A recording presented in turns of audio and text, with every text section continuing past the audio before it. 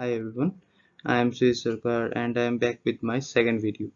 Now this video is related with the monetary policy of India and it is designed by RBI as we all know. And there is another policy which is known as fiscal policy which is designed by the government of India.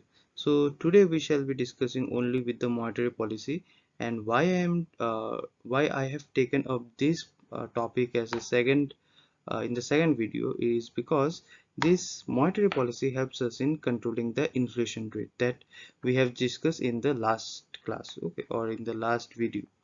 So monetary policy, what is it? Monetary policy is basically a policy designed by the RBI to control the money supply and credit in the economy. So इससे क्या करती है RBI? देश में जो पैसा का supply होता है या फिर जो लोन का सप्लाई होता है उसको मैनेज करती है, कंट्रोल करती है, बढ़ाती है, घटाती है. तो इससे डायरेक्ट इम्पैक्ट पड़ता है इन्फ्लेशन के ऊपर. इन्फ्लेशन ऐसा एक सिचुएशन है जब लोगों के पास पैसा है, तो तब क्या करती है गवर्नमेंट? मनी सप्लाई को घटाती है, क्रेडिट को घटाती है using the monetary policy. Okay, so जो लोगों के पास पैसा है उसको लेके चले जाती है RBI using the monetary policy during the times of inflation, whereas in times of deflation इसके ठीक ऑपोजिट होता है. तब क्या किया जाता है? मनी सप्लाई को बढ़ाया जाता है या फिर क्रेडिट या फिर लोन को बढ़ाया जाता है इकोनॉमी में, क्योंकि डिफ्लेशन के टाइम मनी सप्लाई इकोनॉमी में घट जाता है. सो इन दिस वे जो RBI है वो इन्फ्लेशन को कंट्रोल करती है या फिर ठीक करने की कोशिश करती है मॉनेटरी पॉलिसी के थ्रू से. ओके, तो मॉनेटरी पॉलिसी का डेफिनेशन तो क्लियर हो गया. अभी आते हैं जो RBI एक साल में कितना मॉनेटरी पॉलिसी को इशू करती है. तो बेसिकली वो 6 मॉनेटरी पॉलिसी को इशू करती है. और जो RBI की मॉनेटरी पॉलिसी कमेटी है MPC, वो हर 2 महीने बाद मिलती है एक साथ. ठीक है, तो जैसे कि फाइनेंशियल ईयर जैसे कि शुरू हुआ था अप्रैल में, इस साल का 2021 का फाइनेंशियल ईयर शुरू हुआ था अप्रैल में. तो अप्रैल में एक मॉनेटरी पॉलिसी लॉन्च किया गया था, अप्रैल एंड मई तक चला वो. देन अगेन जून में एक मॉनेटरी पॉलिसी लॉन्च किया गया था जो जून और जुलाई तक कंटिन्यू किया उसने, और फिर से अगस्त में एक मॉनेटरी पॉलिसी आएगा. ऐसे करते करते 6 मॉनेटरी पॉलिसी एवरी ईयर आता है. ठीक है, तो ये इंपॉर्टेंट है कि RBI कितना मॉनेटरी पॉलिसी इशू करती है एक साल में. 6 मॉनेटरी पॉलिसी, ओके, जिसको हम लोग बाई मंथली मॉनेटरी पॉलिसी भी बोलते हैं. देन वी हैव MPC में कौन कौन रहता है, उस कमेटी में कौन कौन रहता है. तो MPC में या फिर मॉनेटरी पॉलिसी कमेटी में 6 मेंबर्स रहते हैं. 3 मेंबर्स RBI के होते हैं including the governor, and 3 member रहते हैं from the government of India. ठीक है, 3 members are appointed by the government of India. तो वो 6 लोग मिलके जो 3 मेंबर है गवर्नमेंट की तरफ से, वो लोग गवर्नमेंट का व्यूज रखते हैं और RBI अपना व्यूज रखती है यूजिंग हिज 3 मेंबर्स. और वो लोग वोटिंग करके इंपॉर्टेंट डिसीजन लेते हैं रिगार्डिंग मॉनेटरी पॉलिसी. ठीक है, तो ये हो गया मॉनेटरी पॉलिसी का बैकग्राउंड. क्यों कौन डिजाइन करता है उसको, क्यों लिया जाता है या फिर क्यों डिजाइन किया जाता है, और कितने मॉनेटरी पॉलिसी निकलते हैं एक साल में, एंड कितने जन मॉनेटरी पॉलिसी के कमेटी में इंक्लूडेड है. ठीक है, तो okay guys, so let us discuss the monetary policy of second monetary policy of India 2021 in bit details.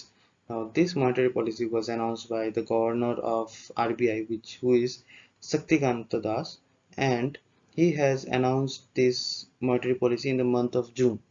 Okay, now the different rates that are falling under this monetary policy is or are: number one, repo rate. The first rate is repo rate. Now what is repo rate? Repo rate is the rate at which RBI lends to the commercial bank.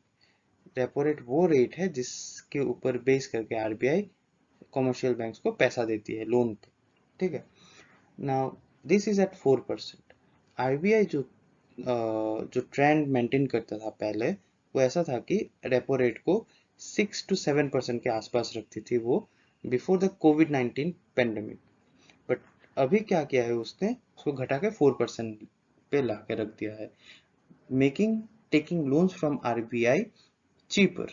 Okay, it is not expensive now to take loans from RBI. So उससे क्या होगा, जो commercial bank से वो ज़्यादा से ज़्यादा पैसा लेगी आरबीआई से, और उससे क्या होगा, इकोनॉमी में मनी सप्लाई बढ़ेगा। मनी सप्लाई बढ़ने से इकोनॉमी में डिमांड बढ़ेगा, लोगों के पास पैसा आने से डिमांड बढ़ता है, ठीक है। तो उसके साथ ही साथ डिमांड बढ़ जाने से क्या होगा, प्राइस बढ़ जाएगा। तो डिमांड बढ़ने से क्या होगा, प्राइस बढ़ेगा। प्राइस बढ़ने से क्या होगा, प्रोडक्शन बढ़ेगा, क्योंकि अभी प्राइस बढ़ने से सप्लाई बढ़ता है, price and supply have the positive relationship, तो now price will increase and production will also increase, and then employment will increase. अगर प्रोडक्शन एक्सपांड करता है तो एम्प्लॉयमेंट होगा लोगों का, और उससे क्या होगा, जो इनकम है वो बढ़ेगा, which is the main goal of the government of India and RBI. They are both focusing upon the increase of GDP. हमारा GDP लास्ट ईयर कॉन्ट्रैक्ट हो चुका है, -7% गिर चुका है, तो गवर्नमेंट अभी चाह रही है उसको रिकवर करना, ठीक है। तो उसको ठीक करने के लिए we need to follow a set of rules given under monetary policy and fiscal policy. तो मॉनेटरी पॉलिसी के अंडर रेपो रेट को कम रखा गया है for getting a high amount of GDP for this year. Okay, now लोग सोचते होंगे कि अभी तो मनी सप्लाई ज़्यादा ऑलरेडी है, इसलिए इन्फ्लेशन हो रहा है इकोनॉमी में, तो now RBI should increase his repo rate, but RBI is not doing so because he wants India to restore its GDP level to the previous year. Okay, so therefore, following the objective of the government to increase the GDP rate this year, RBI is maintaining a status quo. Okay, means अपना जो repo rate है या फिर जो different rates है उसको constant रख रही है, बढ़ा नहीं रही है, even after facing inflation. Anyway, inflation जो हो भी रहा है अभी फिलहाल दिस क्वार्टर के लिए वो 6.3% तक चला गया है, which is out of the RBI comfort band, but इस साल के एंड तक वो आरबीआई के कंफर्ट बैंड के अंदर आ चुकी होगी automatically. So RBI is not so much worried about the inflation. Okay, it won't वो ज़्यादा और बढ़ेगी नहीं, 7-8% नहीं जाएगी, ईयर के लास्ट तक वो 5% के आसपास, 5.1% के आसपास आके स्टेबल हो जाएगी। So RBI is not worried about the inflation and therefore he is not increasing the repo rate, rather he is keeping it constant to support the growth of GDP in the nation. Okay, so I guess this is clear to you guys. Now another rate, which is known as reverse repo rate, is kept at 3.35%. Anyway, you should remember that this reverse repo rate and is always less than the repo rate. Repo rate is the amount of interest earned by the RBI upon his lending. जो वो पैसा commercial bank को देती है उसके ऊपर जो rate वो लगाती है वो है रेपो रेट। अभी रिवर्स रेपो रेट क्या है, रिवर्स रेपो रेट है बेसिकली जब कुछ कमर्शियल बैंक्स के पास कुछ सरप्लस फंड बच जाती है, तो वो सरप्लस फंड को क्या करती है, वो आरबीआई के पास जमा रखती है, और आरबीआई उसके ऊपर कमर्शियल बैंक को कुछ इंटरेस्ट प्रोवाइड कर देती है। तो basically reverse repo rate is the expenditure of RBI, whereas repo rate is the income of RBI. तो आरबीआई क्या करेगी, अपना इनकम को ज्यादा रखेगी, इसलिए रेपो रेट ज्यादा होता है, एंड अपना एक्सपेंडिचर वो कम रखती है, इसलिए रिवर्स रेपो रेट कम होता है, which stands at around 3.35% right now. Okay, then we have another rate which is bank rate. Now bank rate is standing at 4.25%, and remember bank rate will always be greater than repo rate, and bank rate is basically the rate at which RBI lends to the commercial bank.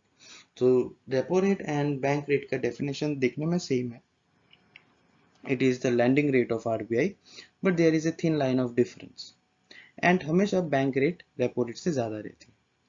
Now how what is the difference between them, जो जब banks SBI हो या फिर HDFC हो, कोई भी bank RBI के पास जा सकती है जब उसको पैसे का ज़रूरत हो, और आरबीआई के पास बैंक एक एसेट लेके जाती है, बोल रही है कि आप ये एसेट रख लो 100 करोड़ का और मुझे लोन दे दो। तो आरबीआई क्या करेगी, उस 100 करोड़ का एसेट का एक अमाउंट रख देगी, ठीक है, एज सिक्योरिटी, जैसे कि 10 करोड़ का वो सिक्योरिटी रख देगी और 90 करोड़ का लोन दे देगी उस कमर्शियल बैंक को।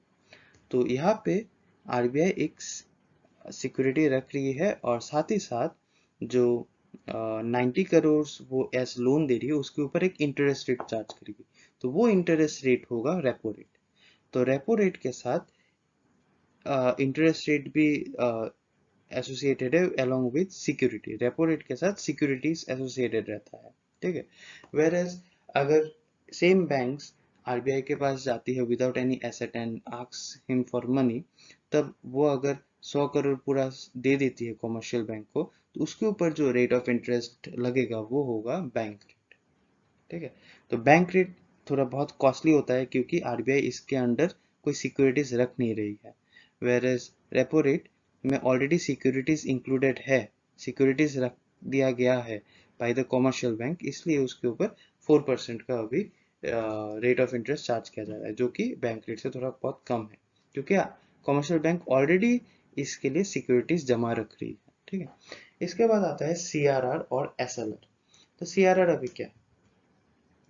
CRR is the amount of reserve that the commercial banks keeps with the RBI, और SLR is the reserve that the commercial banks keep with themselves।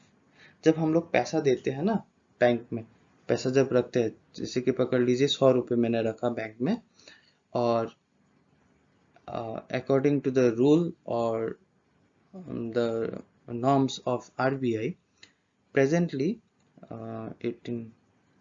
22% of my deposit should be kept as reserved। Okay, 100 रुपए का 22 रुपए reserve रखना पड़ेगा for security purposes, ठीक है। तो SBI क्या करेगी, 22 रुपए रख देगी एज रिजर्व, अपने वॉल्ट में रखेगी। अभी 22 रुपए में से, इस 22 रुपीज में से क्या करेगी, वो 4 रुपए भेज देगी आरबीआई के पास एज रिजर्व, और अपने पास 18 रुपए रखेगी, ठीक है।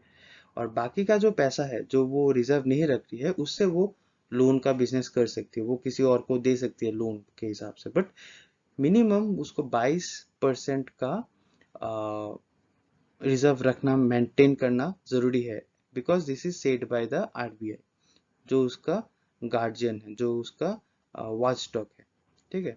So he has to follow the rule of the RBI. तो जब भी हम लोग 100 रुपए रखते हैं उसमें से 22 रुपए रिजर्व में चला जाता है, 4 रुपए जाता है आरबीआई के पास, 18 रुपए रह जाता है खुद बैंक के पास, ठीक है। So this is CRR and SLR, and they both add up and becomes LRR, legal reserve ratio. और सीआरआर का फुल फॉर्म है कैश रिजर्व रेशियो, और एसएलआर का फुल फॉर्म है स्टैट्यूटरी लिक्विडिटी रेशियो, ये याद रखिएगा आप। और दोनों मिलके बनाती है लीगल रिजर्व रेशियो एलएलआर, जो कि है 22%, ठीक है। और एलएलआर जितना ज़्यादा रहेगा उतना कमर्शियल बैंक का क्रेडिट क्रिएशन पावर कम रहेगा, वो कम लोन दे पाएगी, और एलएलआर जितना कम रहेगा उतना वो ज़्यादा लोन दे पाएगी, कमर्शियल बैंक ज़्यादा लोन दे पाएगी, ठीक है। तो जो भी है ये आप लोग को शायद समझ में आ चुका होगा कब एलएलआर को ज़्यादा किया जाता है, कब एलएलआर को कम किया जाता है। एलएलआर को ज़्यादा इंक्रीज किया जाता है जब इन्फ्लेशन होता है, जब इकोनॉमी में हम लोग मनी सप्लाई को रोकना चाहते हैं, ठीक है। और एलएलआर को घटाया जाता है जब इन इकोनॉमी में डिफ्लेशन होता है, जब मनी सप्लाई ऑलरेडी कम है, तब इकोनॉमी में लोग आरबीआई क्या चाहती है कि मनी सप्लाई बढ़े, इसलिए एलएलआर को तभी कम रखा जाता है, ठीक है।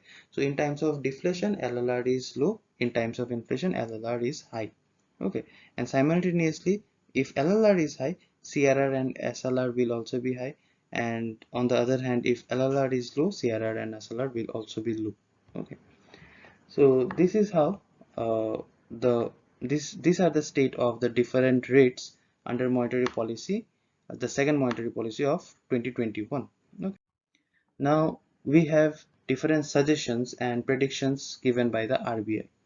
अभी आरबीआई जो है इस साल कुछ सजेशंस, कुछ रिकमेंडेशन है, कुछ फाइंडिंग्स लेके आई है।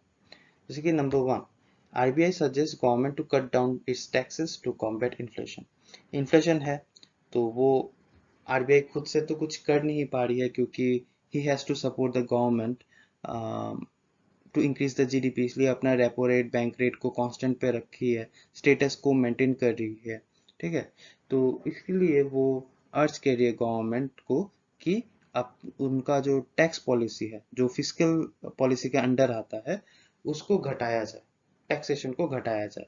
ठीक है, वो आरबीआई टैक्सेशन के ऊपर कुछ कर नहीं सकती क्योंकि वो गवर्नमेंट ऑफ इंडिया के अथॉरिटी के अंडर आता है, वो फिस्कल पॉलिसी में आता है and RBI has nothing to do with the fiscal policy. Okay, so RBI can only suggest the government to bring down its taxes because he cannot lower the repo rate, or he cannot lower the he cannot increase the repo rate, or he cannot increase the bank rate. In times of inflation, the bank rate, repo rate, CRR, SLR should be increased, but he is not able to do so because he wants India to grow. Okay, and he is trying to support the government's aim to increase the GDP. So therefore RBI is not taking any step. Okay, but he wants government to take up a step and make changes in the fiscal policy. Okay, and he wants that under fiscal policy the tax rate should be reduced. तो उससे क्या होगा, लोगों को थोड़ा बहुत relief मिलेगा। ठीक है, टैक्स अगर घट जाता है तो प्राइस भी घट जाएगा ऑटोमेटिकली और लोगों को थोड़ा रिलीफ भी मिल जाएगा। Then we have monsoon and supply chain disruption would is the economy। तो अभी इकोनॉमी में मानसून आ रहा है तो उससे क्या होगा, प्रोडक्शन जो है एग्रीकल्चर सेक्टर में थोड़ा स्मूदनिंग हो जाएगा और ज़्यादा प्रोडक्शन होने का चांसेस ज़्यादा है, तो उससे सप्लाई चेन जो है वो रिस्टोर हो जाएगा। सप्लाई चेन रिस्टोर होने से हमारे लिए बेनिफिट, ठीक है, हमारे लिए जो सप्लाई चेन रेस्ट्रिक्शन के वजह से जो इन्फ्लेशन हो गया था लास्ट ईयर, अभी वो अगर सप्लाई चेन रिस्टोर हो जाता है वो घट जाएगा। We can hope for that. Okay, supply chain restore होने से इकोनॉमी में इन्फ्लेशन थोड़ा बहुत घट जाएगा, वो हम लोग होप कर सकते हैं। तो नेक्स्ट जो आता है, नेक्स्ट पॉइंट है 2021 GDP growth rate revise from 10.5% to 9.5%। So before the starting of this financial year, there were various institutions like IMF, then Moody, then there were several UN also. They predicted that Indian economy will grow at a level of 10.5% to 11% this year। Okay, बहुत high growth rate estimate या फिर predict किया जा रहा था Indian economy के लिए, but this was predicted before the second wave hit us. So now after the second wave have hit us, we have revised it, and different organizations have also revised their prediction for Indian GDP growth, and they have stated that India will grow at 9.5%। so RBI ने भी पहले यही किया था कि पहले उन्होंने सोचा था कि इंडिया इस बार 10.5% की ग्रोथ रेट अटेंड करेगी, बट इस बार सिर्फ 9.5% ही अटेंड किया जा सकता है। ठीक है, that is also a prediction. अगर थर्ड वेव भी हिट किया तो शायद फिर से लॉकडाउन लगेगा एंड ये जीडीपी ग्रोथ रेट फिर से रिवाइज हो सकता है। It might come down to 7 or 8। Okay, so 9.5% is just the prediction right now. Okay, you do not count it as कि यही होगा। ठीक है, तो और एक बात जो मैंने नोटिस किया है, जो न्यूज़ में दिखाया जा रहा था इन द लास्ट ईयर कि Indian GDP has fallen by 24% और Indian GDP has contracted by -24%। तो वो लोग जो इकोनॉमिक्स नहीं जानते हैं या फिर जो टीवी में जस्ट इतना हाई एक डाटा दिखा रहे थे, वो जो डाटा दिखा रहे थे वो एक क्वार्टर का जीडीपी का डाटा दिखा रहे थे। एक इकोनॉमी में 4 क्वार्टर रहते हैं, ठीक है, फाइनेंशियल ईयर का 4 क्वार्टर रहते हैं और एवरी क्वार्टर जीडीपी का ग्रोथ रेट एस्टिमेट किया जाता है। तो जो हमारा -24% आया था कॉन्ट्रैक्शन लास्ट ईयर, वो लास्ट क्वार्टर में आया था। वो पूरा ईयर का जीडीपी कॉन्ट्रैक्शन नहीं था, पूरा ईयर का जीडीपी कॉन्ट्रैक्शन -7% तक ही था। Yes, it has fallen, but it has fallen to just -7%, 7.97%। Okay, but TV में क्या दिखाया जा रहा था कि जीडीपी गिर गया है बाय 24%। सो इतना नहीं गिरा था एक्चुअली। ओके, एंड अगर लास्ट ईयर -7% जा चुका था या फिर फॉल किया था, तो इस साल हम लोग 9% से ज़्यादा शायद हम लोग बढ़ेंगे. So we did fall from this level to this level, but we are again recovering and we are moving bit ahead of the last year. ठीक है, 2% ज़्यादा ग्रोथ रहेगा शायद तक. तो हम लोग जिस पोजीशन में थे उससे गिर गए थे, फिर से हम लोग उस पोजीशन में जा रहे हैं, plus more 2%. Okay, we are increasing our GDP growth rate by more 2%. So it is a positive thing for India. We should be happy about it if things go as planned. अगर third wave hit नहीं करती और सब अच्छे से चला जाता है, इकोनॉमी अच्छे से फंक्शन कर पाती है, तो यस 9.5% क्या, उससे ज़्यादा भी शायद हम लोग अटेंड कर. Then now RBI in this year will issue huge amount of bonds. Okay, now government during this financial year uh, has planned or is witnessing a huge amount of fiscal deficit, around 6% से 9% के आसपास physical deficit government witness कर रही है. और उस physical deficit को cover करने के लिए गवर्नमेंट लोन लेगी. कहाँ से लोन लेगी? From the market. अभी लोन ले कितना लोन ले रही है government? 12 lakh crore rupees of loan ले रही है. और लोन लेने में कौन हेल्प कर रहा है गवर्नमेंट का? आरबीआई. तो आरबीआई गवर्नमेंट को लोन उठा के देगी. कैसे? by issuing different bonds. RBI will issue bonds into the market and raise money for the government. तो उससे क्या होगा? इकोनॉमी में बॉन्ड का सप्लाई बढ़ जाएगा. The supply of bond will increase by a tremendous amount. And with this increase in the bond supply, the prices of bond will go down. Bond का price गिर जाएगा. जब भी किसी चीज का कुछ ज्यादा ही सप्लाई हो जाता है ना, तभी क्या होता है? उसका प्राइस गिर जाता है. एंड आपको शायद पता होगा बॉन्ड प्राइस और यील्ड में एक नेगेटिव रिलेशन है. बॉन्ड प्राइस अगर गिरता है, उसका जो रिटर्न है वो बढ़ जाता है.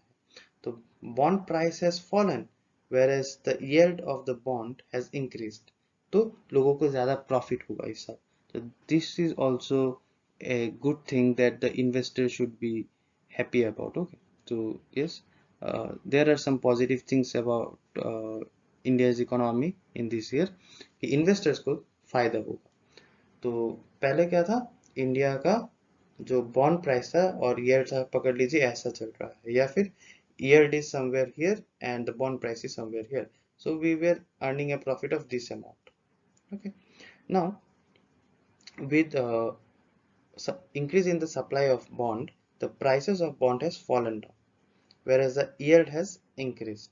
So this difference between the yield, that is the return of the bond, and the price of the bond has increased. So that means the profit margin has also increased, and इसलिए investors को फायदा होगा. Then lastly we have RBI forex reserve, foreign exchange reserve is about $600 billion.